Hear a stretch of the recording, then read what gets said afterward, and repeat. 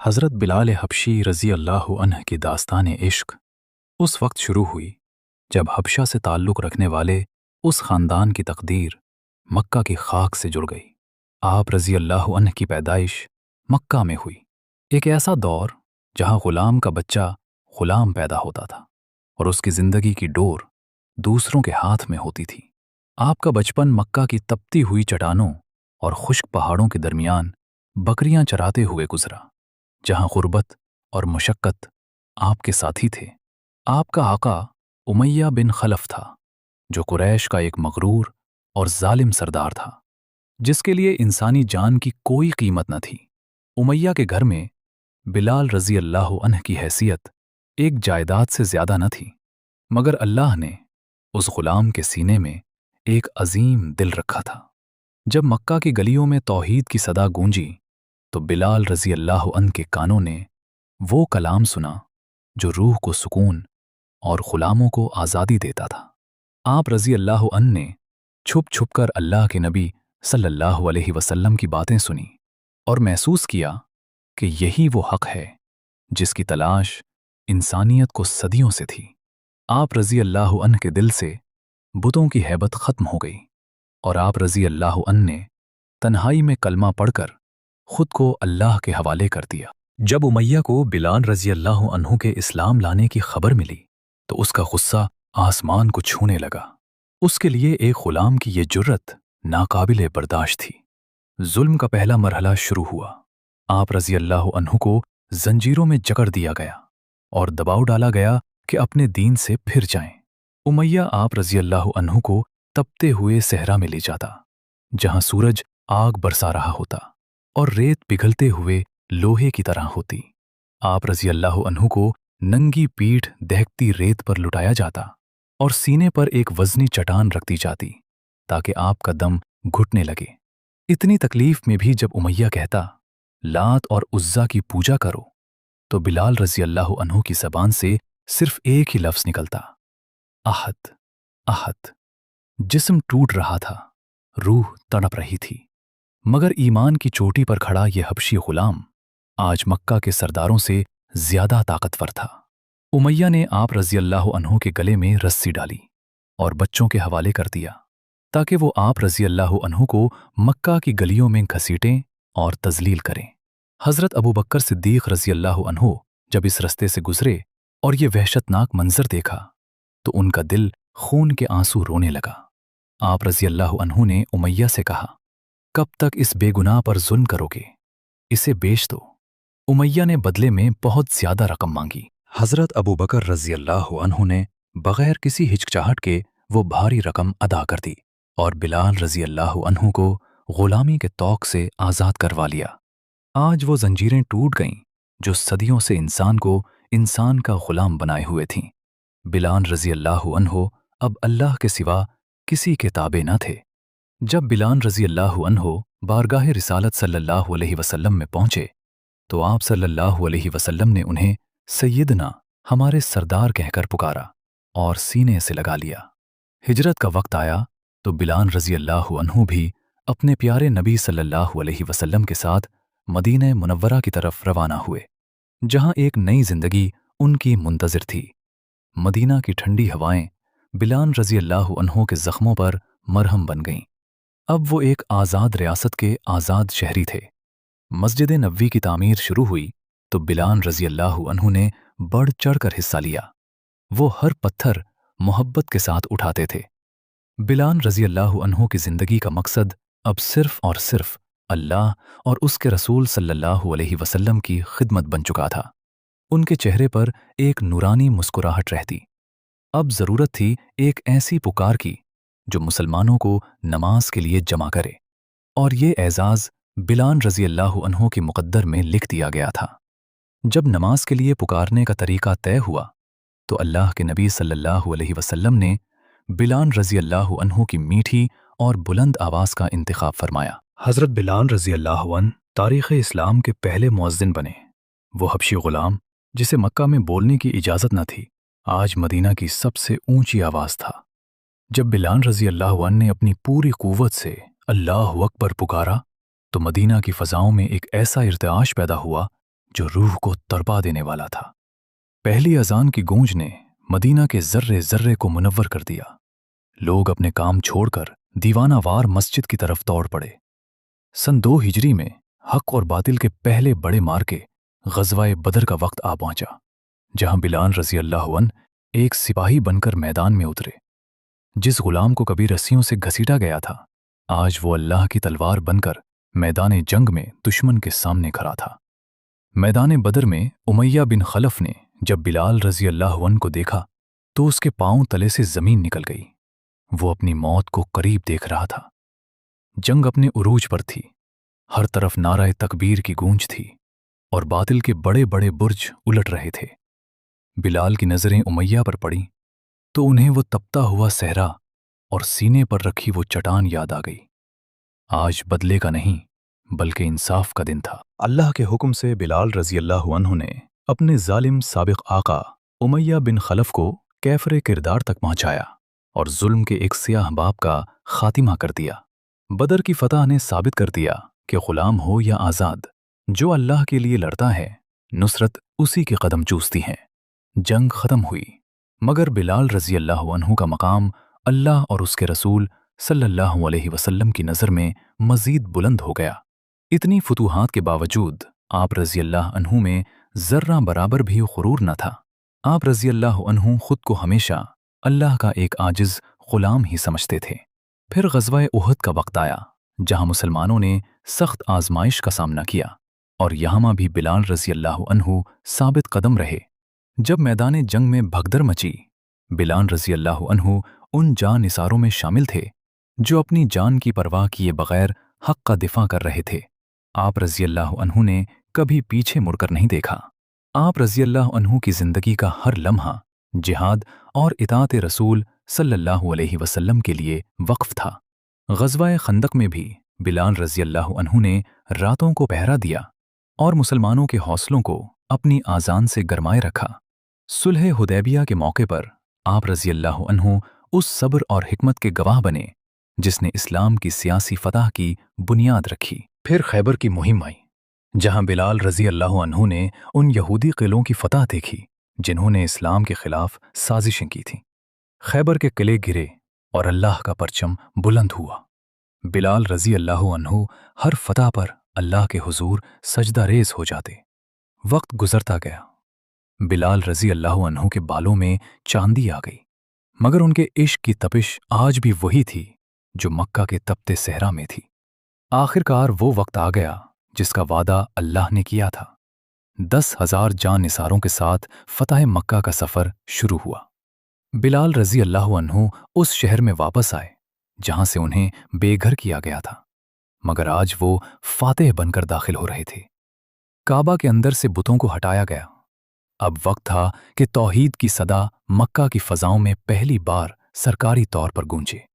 अल्लाह के नबी सल्लल्लाहु अलैहि वसल्लम ने हुक्म दिया, ए बिलाल, काबा की छत पर चढ़ जाओ और आज़ान दो। ये तारीख़ आलम का सबसे जज्बाती लम्हा था। वो हबशी ग़ुलाम जिसे कभी मक्का की गलियों में घसीटा गया था, आज काबा की छत पर खड़ा होकर पूरी दुनिया को अल्लाह की वहदानियत का पैगाम दे रहा था।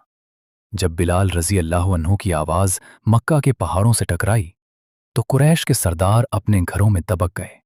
आज तौहीद का परचम बुलंद हो चुका था। मक्का की फ़ज़ाओं में पहली बार आज़ान गूंजी और ये साबित हो गया कि इस्लाम में रंग और नस्ल नहीं बल्कि तक़वा ही असल मेयार है।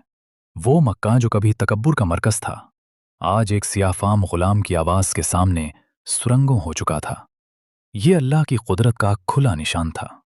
फ़तह मक्का के बाद बिलाल रज़ी अल्लाह अन्हु दोबारा मदीना मुनव्वरा लौट आए, जहां उन्होंने अपने प्यारे नबी सल्लल्लाहु अलैहि वसल्लम की खिदमत में अपनी ज़िंदगी वक्फ कर रखी थी।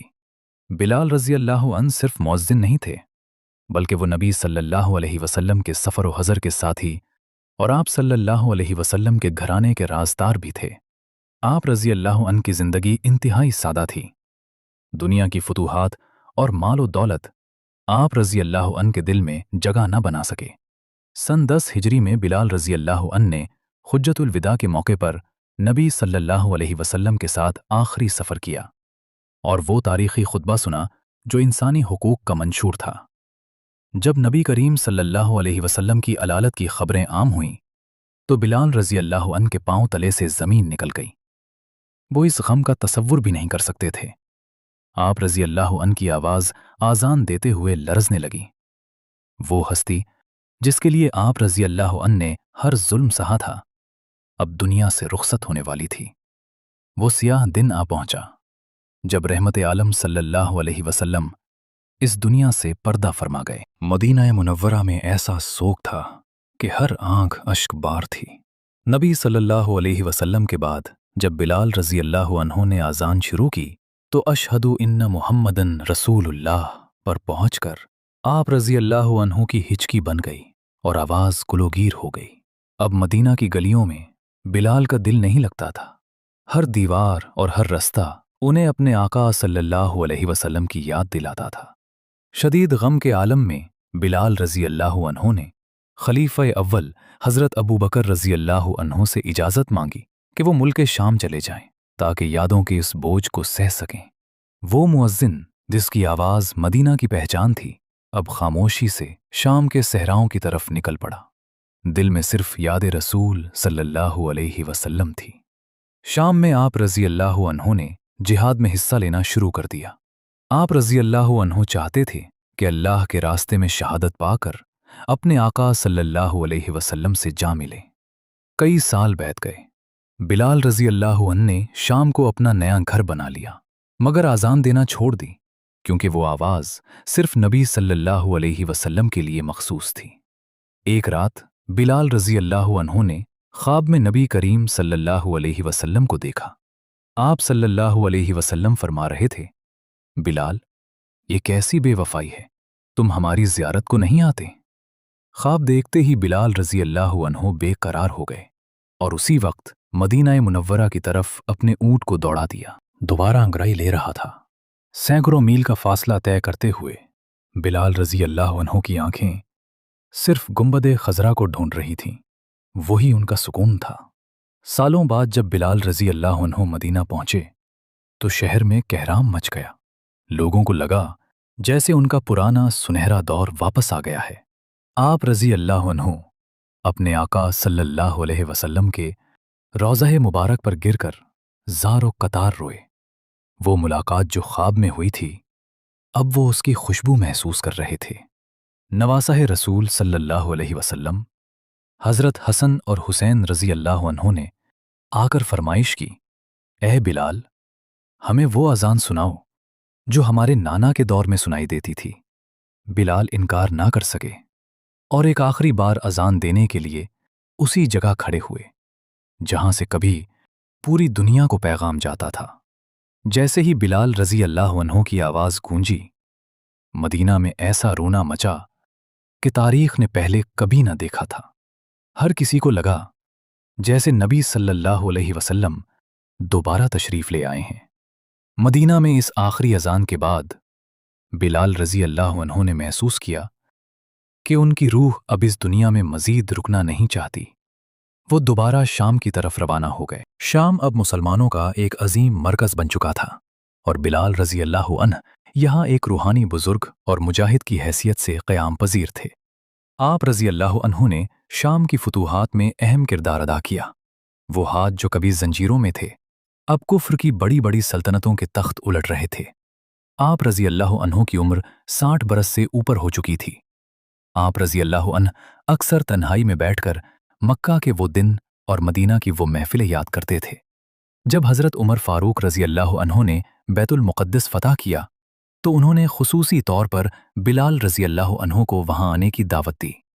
حضرت عمر رضی اللہ عنہ نے بلال رضی اللہ عنہ کو دیکھ کر پکارا، یہ ہمارے سردار ہیں جنہیں ہمارے سردار ابو بکر رضی اللہ عنہ نے آزاد کیا تھا۔ بیت المقدس میں بھی آپ رضی اللہ عنہ نے صحابہ کی فرمائش پر اذان دی جس نے فاتحین کی آنکھوں کو اشک بار کر دیا۔ سن 20 ہجری میں بلال رضی اللہ عنہ شدید علیل ہو گئے۔ یہ وہی بیماری تھی جو ان کی آخری منزل کا بلاوا بن کر آئی تھی۔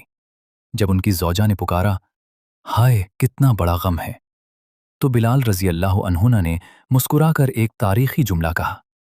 آپ رضی اللہ عنہ نے فرمایا، غم نہیں، خوشی کہو، کیونکہ کل میں اپنے پیاروں سے ملوں گا، محمد صلی اللہ علیہ وسلم اور ان کی جماعت سے ملوں گا۔ بلال حبشی رضی اللہ عنہ کی روح قفس عنصری سے پرواز کر گئی۔